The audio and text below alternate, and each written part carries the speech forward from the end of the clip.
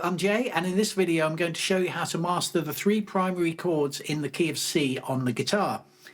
This is video number 5 in my Master C Major series, and I'm going to assume that you've watched video number 4, how to really learn a C major chord, or really learn a major chord. Far and away the most important thing to take away from that previous video is that to really learn a major chord you just need to learn the 3 chains of triads, as I call them.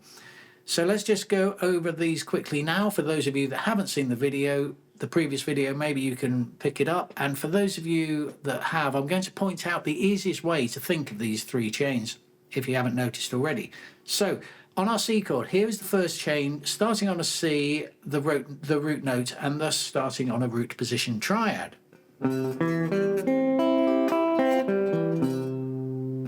Now, while I defined these as chains of triads, and indeed they are chains of triads, root position, first inversion, second inversion, etc., the easiest and best way really to consider them, to learn them, is simply as 2 root position triads. One on the bottom, one on the top. Here's the second chain of a C major chord, starting on the E, the major third, and thus starting on a first inversion triad. Okay? Again, notice that this is simply 2 first inversion triads on top of each other. On the bottom 3 strings, on the top 3 strings. And the third chain is starting on a G, the perfect fifth, and thus starting on the second inversion triad. We could have done this one in open position. And of course, again, you've got 2 second inversion triads, one on top of the other.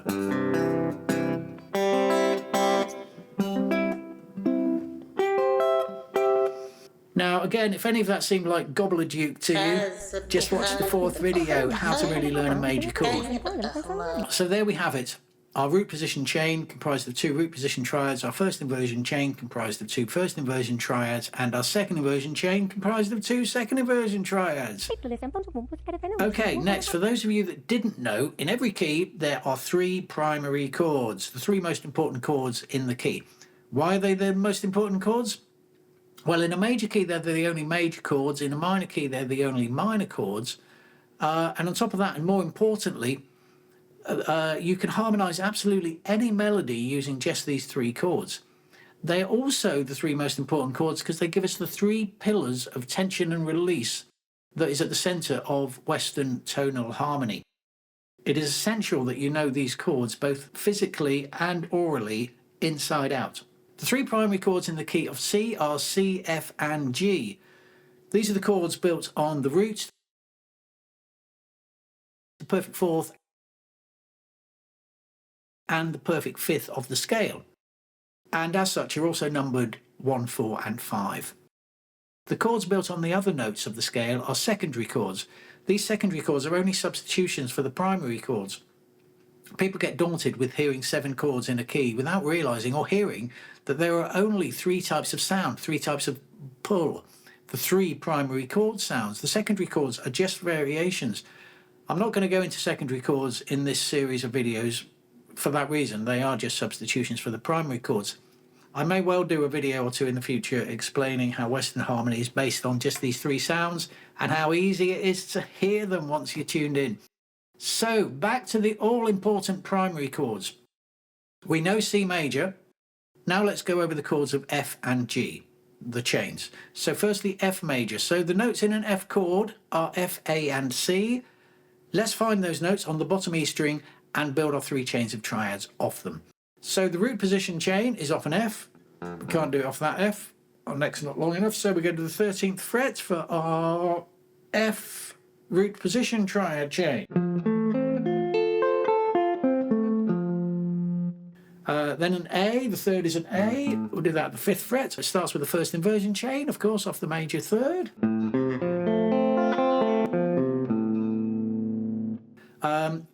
You could do that at 17th fret, but that's getting a bit high. Second inversion chain off a C, so C is the perfect fifth, and the second inversion chain.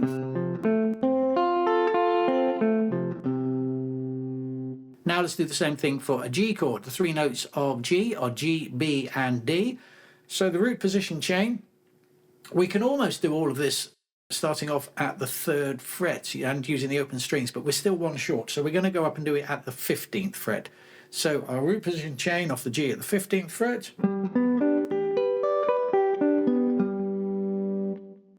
First inversion chain off a B. B is the major third, hence this will be the first inversion chain off a B. We'll use the B at the 7th fret.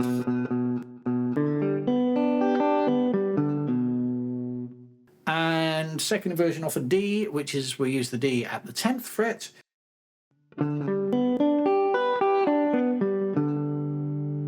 Now, I went over that pretty quickly here, but you must have these chains firmly secured in your head. There's only 3, but spend some time getting used to going up and down them on each of the C, F, and G chords. If you're not secure with those, you're going to struggle with the rest of this. Now, for the final stage, this is massively important, both musically and in terms of learning chords all over the fretboard. To understand the concept that this next stage is based on, we're going to look at how a pianist would play the chords of C, F, and G. Here's how a root position C major chord is played on the piano. Now, to play the F and G chord, you could, and complete beginners often do, play the same root position triad off the note of F and again off the note of G. Now, there's nothing really wrong with this, and in certain instances you may wish to play C, F, and G like this. However, it sounds a bit clunky. You have to jump your hand around a fair bit, and it sounds kind of bland, kind of boring, kind of infantile. So here's how a slightly more advanced pianist would play C, F, and G. From the C, you go to the closest possible way of playing an F chord and the closest possible way of playing a G chord. The chord of C has the notes of C, E, and G, and the chord of F has the notes of F, A, and C. So going from F to C,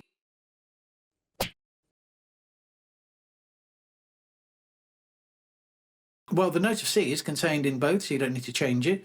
The E can just go up to an F, and the G can just go up to an A. And ta-da! An F chord. The G chord contains the notes of G, B, and D. So to change to a G chord from a C chord, well, the notes of G is in both, so you don't need to change it. The E can just go down to a D, and the C can go down to a B. And ta-da! A G chord. By moving to the closest possible inversion of the next chord, it makes for a smoother, more sophisticated chord change, and what's more, it's easier to play. The idea of smoothly changing to the closest version of the next chord is called voice leading, and you may very well have heard of it. Now, don't worry, you don't have to learn which notes are moving to which and which chord inversion we're going to from what I've just told you. I just wanted to introduce you to the idea of moving to the closest version of the next chord as possible. The most useful, helpful thing that you need to remember from that is from the C chord, you go up to the F chord and you go down to the G chord. So let's do this on the guitar. Firstly, we're going to do this idea with full chains. So let's go down and start in open position. So here we have our second inversion C chain. You will no doubt recognise this as a basic open position C chord, right? And hopefully you won't have too much trouble going up and down it. Now then, the closest F chain is the first inversion chain. The closest full F chain is the first inversion chain. To go up and down these chains, use whatever fingering you like. Don't worry if you struggle going up and down these chains. You don't have to do it brilliantly. You're just securing the chain in your head and on the fretboard, ready for playing triads. Now the closest G chain is here, root position. We can't play all of it. We'll just play as much of it as we can. We haven't got a neck long enough to play the final note on the top E string. Now, you may be saying at this point, well, I could also play the G on the top E string from basic open position chord, because that's also what we're almost playing, isn't it? Well, of course, you could put that G on the top, but you'd be borrowing a note from the next chain. That's from the next chain. And I only want you to think in terms of these chains. When you incorporate notes from another chain, which you do when you play full chords, you mess up the logical chain of triads. You're missing a note out. So let's go up and down our chains that we've got here. We'll go C, F, C, G, C. So C, F, C, G, back to C. Now let's go up to our next C chain. So that was the root position, that was on a G. We've got our, that was second inversion. Now we've got our root position, starting with the C at the 8th fret. So here's our C chain, it's a root position chain.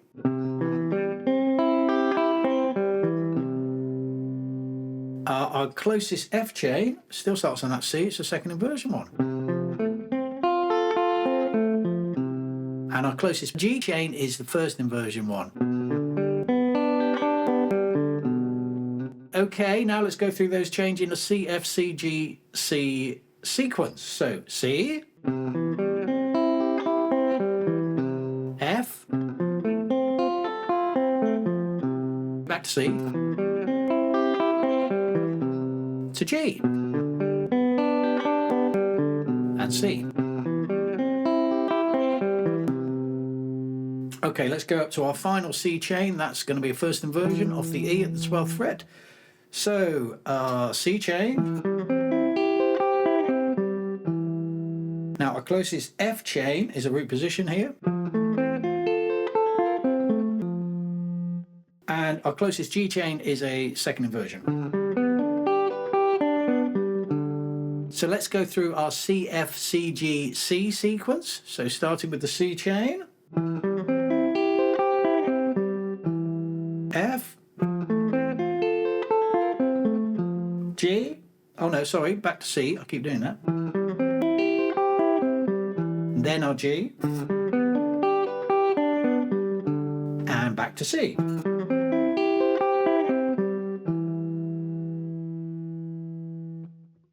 Now the final stage, we're basically going to do what we've just done, but with triads. Playing triads is much easier than playing up and down these chains, so you should at least find this physically easier. Right, back to open position and our second inversion C triad chain. So we start at the bottom of the chain. We have a second inversion C triad. So where's the nearest F triad? Remember I said we go up to the F, up to the 4 chord, and down to the G. That's down to the 5 chord. So our nearest triad, F triad from here, is off the A. That's first inversion triad. And the nearest G triad from here, we can keep the G, there's a root position there. So we have C, F, C, G, C. We go C, F, C, G, C. Now we're going to do that on each set of 3 strings. So we find our C triad. So F is here. And the G is here. So we go.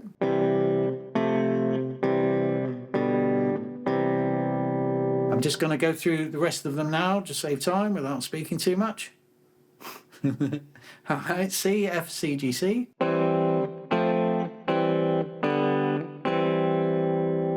And we can only play 2 notes from that G chord, you'll notice there, because our neck isn't long enough. Right, let's go up to next position, where we have our C, we have our root position chain. Right, so C, F, C, G, C, F, C, G. So the next set.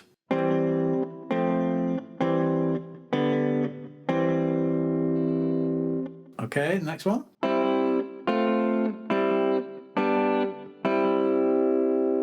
And the next one.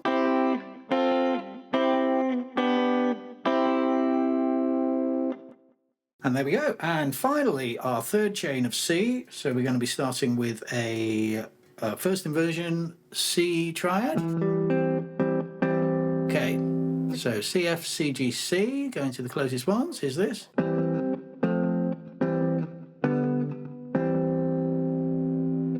And then the next 3 strings. And the next 3 strings. That one I use a lot. And the final one,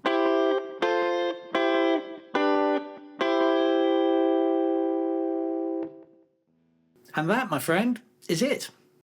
This is the hardest bit of learning the fretboard in C major. Even though it's all just based on 3 small triad shapes, I can understand that manipulating them and moving them around can start to seem somewhat complicated. I've tried to make this stage as easy as I can for you. But if you get to the stage where your brain just packs up and surrenders, take a breath, go back a stage or 2, just go back up and go back playing up and down your basic C major chains, then the same for the F chord and the G, etc. In the next video, we're going to look at these primary chords in practice. We're going to learn how to use them to harmonize a melody. So you need to have these really secured. Thank you for watching. I'll see you in the next one. Please like me and subscribe. It's free and it makes me feel loved.